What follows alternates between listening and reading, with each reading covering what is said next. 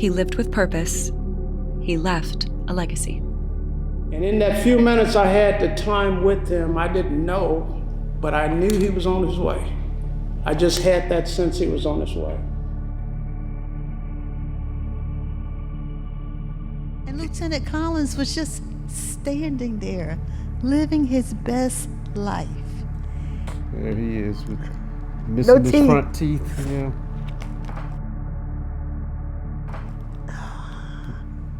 There's Audrey. There's Audrey. Baby is grandma. Wow. Oh, this is late.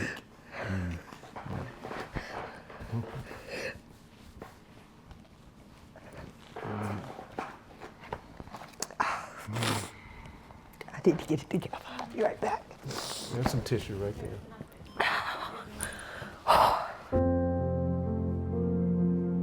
I take it upon myself to sit there.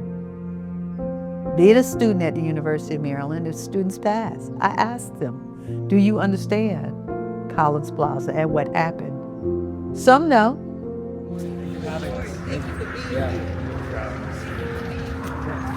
Wow, thank you. But much to my dismay, too many don't know. May I ask, how many of you actually know the name Lieutenant Richard W. Collins III?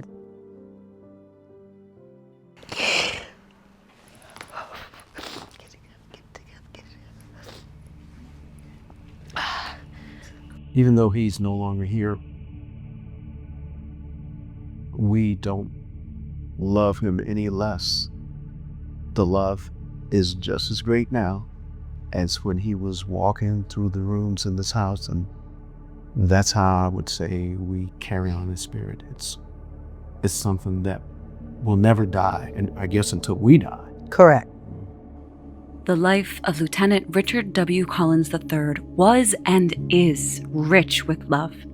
Basically, full of energy, very curious, inquisitive, and always looking for a new challenge. So he wanted to challenge himself. He was competitive. He wanted to compete. He played the big brother. It was always, whenever there was something that had to be decided, it's like, well, I'm the big brother, so I got to make the first choice, so I need to be first in this. But he was very protective of her. He considered her my little baby Robin. She didn't like the name so much, but he said, I got to take care of my little baby Robin. Coming from a long line of military veterans, Lieutenant Richard Collins had exceptional aspirations for his contributions to the United States Army. First time I ever recalled him speaking about himself personally going to the military was when he was in college. And he came home and said, I'm thinking about joining ROTC. He just knew he was going to the top. I remember that conversation of him saying, he was going to be a general officer. Don't worry about it. I'm going all the way to the top. And even in speaking with the people that knew him at Bowie, spoke about that he was an exceptional cadet. Mrs. Robinson, she will say that Lieutenant Collins was an exceptional cadet. And to have the 2-story mural at MLK Center, and if you look at the pose of Lieutenant Collins, 2 stories, that would exemplify him totally. Pride in what he was doing. Yeah, so when they see him, they're like, who is that? And I hope I'm around so I can say, that's my baby. He tended not to hold a lot of prejudice against people for how they identified or who they were. During the ultrasound, found out it was a boy. He was ecstatic, but I was like, oh no, a black man in America.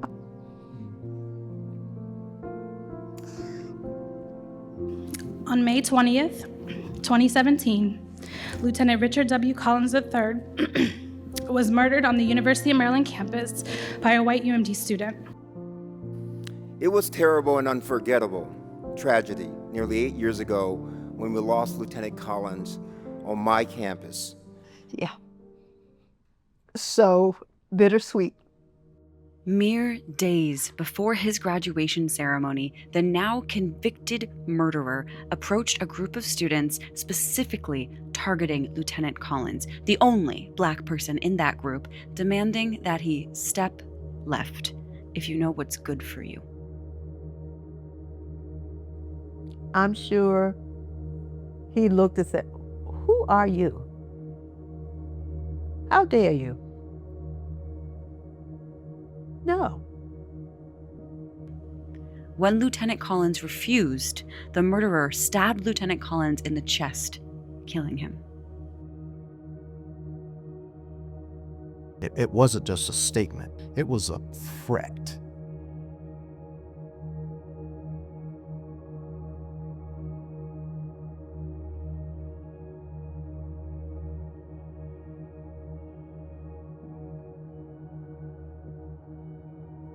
Looking back on it, the individual who made that statement knew the evil intent that he had, and that was to do bodily harm and to use deadly force in carrying out the bodily harm. Lieutenant Collins was just standing there, living his best life. He was celebrating the fact that he was going to be able to serve this country. The day of Richard's commissioning was a high point for us. It was another, I made it, I did it, I'm on my way. He had orders as an intel officer. He was going to be stationed in Korea. We celebrated with family and friends that came up, and we went to dinner. We celebrated at Margiano's. I can't go to that restaurant to this day. But I remember at the end when the bill came, he was like, "Give it to them." Yeah, we're used to that. As I begin my military career, I'll keep each one of you that helped shape me in my heart and close to my mind. I'll never be a stranger. Thank you. And in a matter of seconds, and that's the end of it. It's senseless. That disgusting scourge of hatred for someone else because. And people have heard me say, that does not need to exist on any institution of higher learning. You're here to learn, to open your mind, not to close it. We need to place emphasis on ensuring that every person is treated with humanity. Humanity shouldn't be reserved for specific or special groups. No. Interest groups. Humanity belongs to all humans. Through the collaboration of the Collins family and the Office of State's Attorney Braveboy, on October 1st, 2020, the Second Lieutenant Richard Collins III law went into effect. The hate crime law that we changed. George Allen and State's Attorney Braveboy met with myself and my husband and says, we're going to lobby and we're going to change the law. The first time around. Collins Law changed the hate crime statute standard to allow the perpetrator's prior activity to be enough to prove sole or partial intent. His killer was a white man whose phone contained some disgusting, racist, ugly imagery. We had professors from the University of Maryland, Bowie State. Dr. Ray, when he found out about Lieutenant Collins, he didn't know us, but he found a way to get to our home and came into our front door and said, I will be there with you through thick and thin. And that man has been there from the beginning. President Bowie had just become president of this great university. This beautiful woman was there on the front seat of some of the darkest days of our life at the trial. And I want to publicly say thank you. We had SPLC, the lawyers committees, all of these individuals testifying why this hate law needed to be changed in the state of Maryland. And it's one of the most stringent laws in the country. I look at this family and I hate that you lost your beautiful son. But look what he's created. In the same month that the Collins Law went into effect, the Bowie State University and University of Maryland Social Justice Alliance was certified as a joint organization between both institutions. I see his honor and his memory living on by some of the great things that we've been able to accomplish with the foundation. The Social Justice Alliance is amazing, with the two schools, Bowie State and the University of Maryland, coming together. This institution has been rooted in a fight for equity, access, and the right to be educated in a world that so often denied those rights to people who looked like us, newly freed citizens.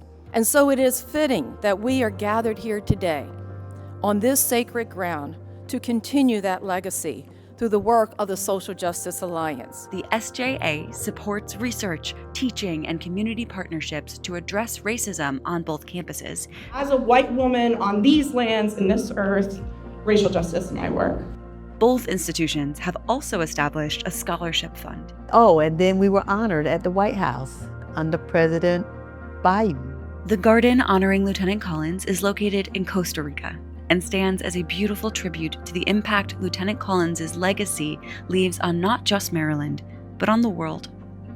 The Do Good Challenge, winning that, is amazing. It is a uniquely devastating tragedy for parents to outlive their children, often leaving some things unspoken because there should be more time. For me, it will be, son, you will never be forgotten on my watch. When they want to hear about you, I'm going to talk about you. When they don't want to hear about you, I'm going to talk about you. Because you mattered, you were not a mistake, you were loved, you were cherished, and you're ours. I was having a conversation with Robin about people forgetting or we're not honoring Richard. And she said to me, Mom, we honor Richie every day. Since he transitioned, we think about him, we speak his name. He is never forgotten in this house. And for us to hear anyone say, oh, it gets better, and no, I'm on the front lines, and to whomever I can speak his name, I'm going to say it. Because at the end of the day, you can't give us what we want, and that's our son. The life and legacy of Lieutenant Richard W. Collins III continues to change the world for the better. As I've often said, anyone that has been in my circle knows, I've said I'm taking this national. Not quite sure how, but I know I'm not going to be quiet, and the world will know his name.